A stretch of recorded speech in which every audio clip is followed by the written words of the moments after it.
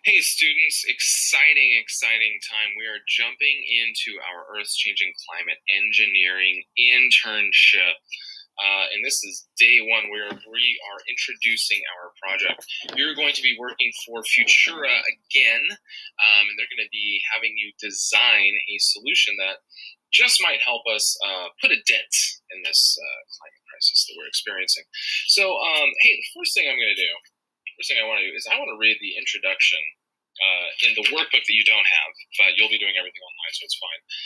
But you don't have this, I don't believe. So let me go ahead and read this. It's Earth's Changing Climate Engineering Internship Rooftops for Sustainable Cities. Sounds responsible. How can one desert city make a difference for our changing climate? Could changing the type of roof you have over your head really affect how much carbon dioxide is released into the atmosphere? I don't know, never really thought about that.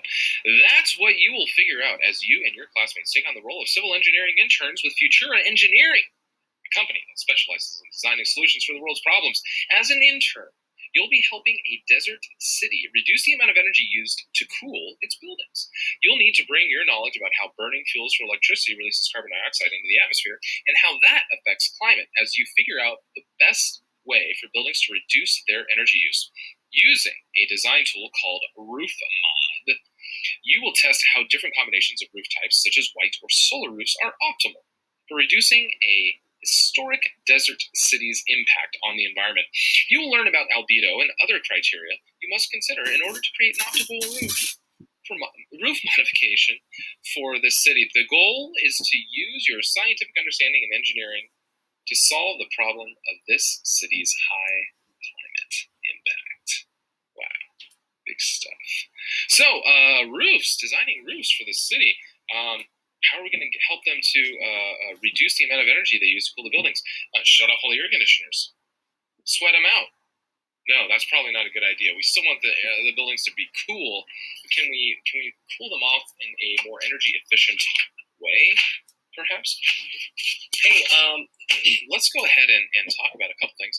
The first thing that I want you to do, actually, we're gonna watch a video in just a minute where we see our project director introducing this project to us. But first, what I want you to do is I want you to go on to Amplify. And we're back. Day one, introducing the engineering internship. You're going to click right down here. And I want you to access the Futura Workspace. We did this before when we worked on the bars that we made, those nutrition bars. But this time, make sure you select Earth's Changing Climate Engineering Internship. And you're going to select Day one. Welcome to Futura, and read that message about your new internship. Go ahead, open up the workspace, read that message, do that right now. Great, so you found the Futura workspace. Maybe you recognize, oh yeah, I kind of remember how this works. This is where I'm going to be sending you things every single day. You're going to need to check the Futura workspace to find out, okay, what do I have to work on? The next thing that we're going to do is we're going to watch a video.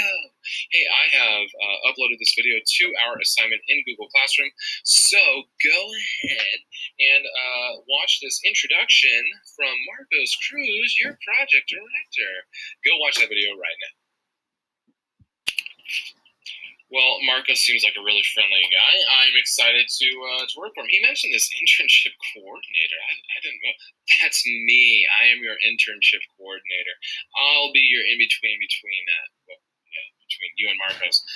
And I'll be giving you all your work and stuff. So, hey, let's talk a little bit about some of the things that Marcos mentioned.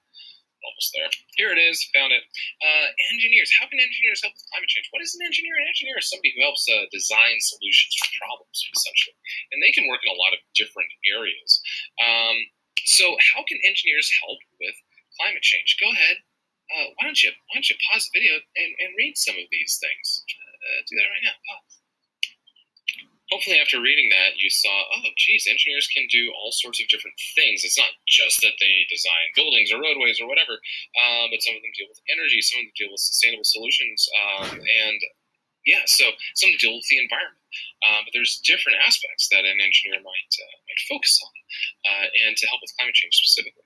So let's go ahead and take a look at our next slide. Our next slide is showing us, here's our the layout, basically, of our internship. The first is research. So we're going to be learning a little bit about these rooftops, and we're going to be learning about some of the solutions that we have available to us. The first thing that we're going to learn about today, actually, mainly is Albedo, and we'll talk about that in just a minute.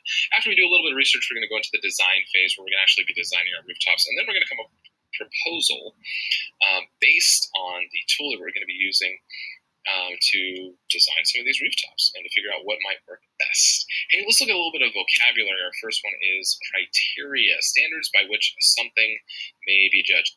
Another way to say it might be expectations for the project. Hey, the next thing, constraint, a limit or restriction. Some of the constraints for this project are going to be, well, the town was historic, right? So they said, well, we don't want to necessarily destroy any of the buildings, but we also want to keep the budget low. We remember that from our Futura bars, don't we? But also, we want to make sure that it has a good impact on the environment. We want to do something here that's going to have a positive impact on climate change. So we have to work within these constraints, okay? Last thing, this is what we're going to be focusing on today, albedo, a measure of how much sunlight is reflected away from a surface, from a scale of 0 to 1. And we're about to do some experiments with albedo and collect some data on what types of things have higher reflectivity than others. So let's talk about albedo a little bit. Albedo is the amount of light that is reflected off of a surface. So here on this image, we have a whole bunch of items, and we can see what the percent of light reflected is for each of these items. So let's take a look at, how about average albedo is 31%. So an average of 31% of light gets reflected back off of Earth. Let's take a look at some of these other things. How about fresh snow? It has an albedo of 80 to 90%, so that's pretty high. That means a lot of light is reflected off of snow. Have you ever heard of somebody going snowblind? Because so much light is being reflected back into people's eyes that it's too much. It's too much for people. What about how about this concrete, 17 to 27%. So that's a bit lower, isn't it? Not a whole lot of light is reflected off of concrete. Roads. Look at this road right here. Nice dark asphalt. Looks like 8 to 18%. That's, again, really low. So that means it has low albedo. That means a lot of energy is being absorbed by that surface rather than being reflected by that surface. So if it has a low albedo, like a dark road, does that mean that it would be warmer or cooler than something that might have a higher albedo? This is going to come into play when we are designing our roofs. So, hey, here's what I'm going to be doing. I'm going to be using this cool thing, this light meter, and I'm going to be checking the albedo of certain things. For instance, I'm going to be checking the albedo of this black felt.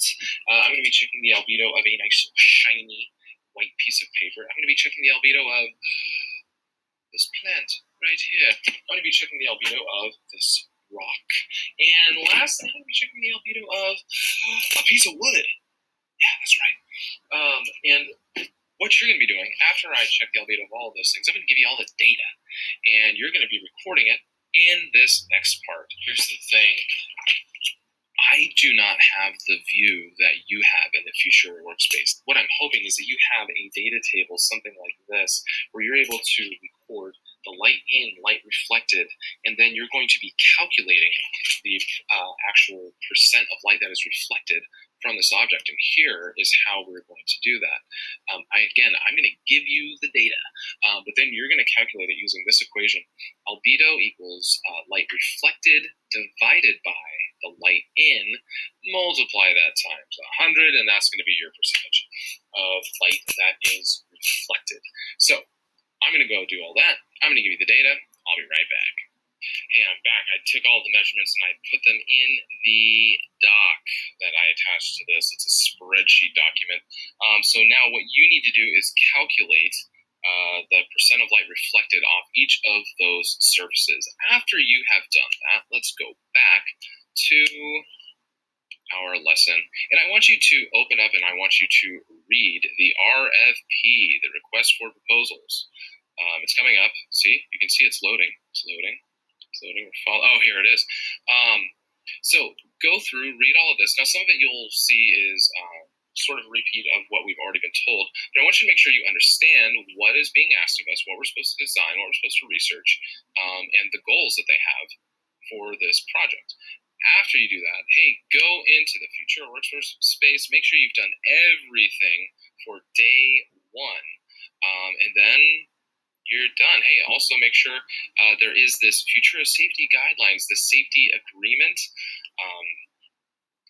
Why don't you submit that? Why don't you go ahead and submit that? I know you're at home, but go ahead and submit that. I want to know that you're safe. Okay. All right. Hey, thanks everybody. We'll see you next time.